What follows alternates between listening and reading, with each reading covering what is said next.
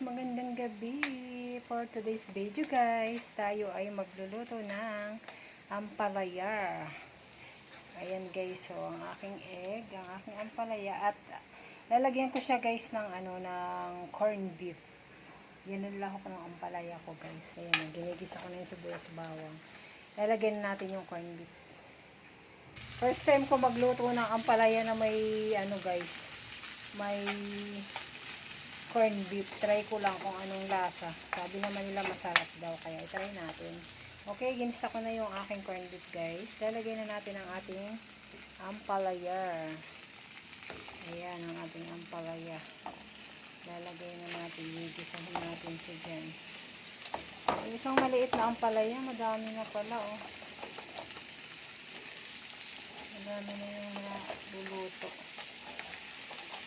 In fairness, mura na ang ampalaya ngayon. Ayan o, 40 pesos lang yun guys. Madami na siya. Ayan.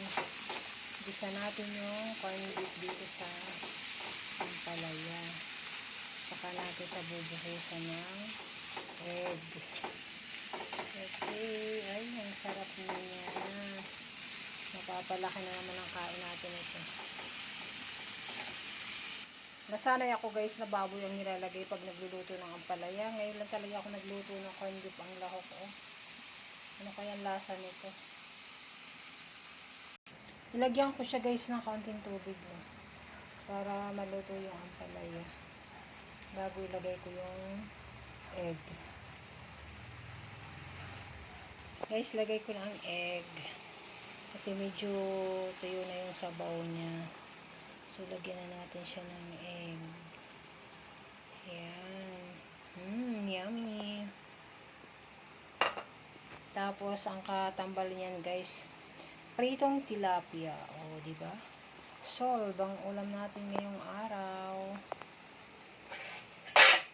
Ayan, haluin natin para maluto yung egg niya.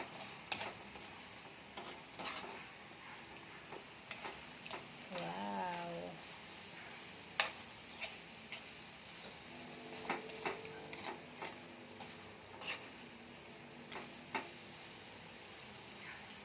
Okay guys, luto na po ang ating ampalaya.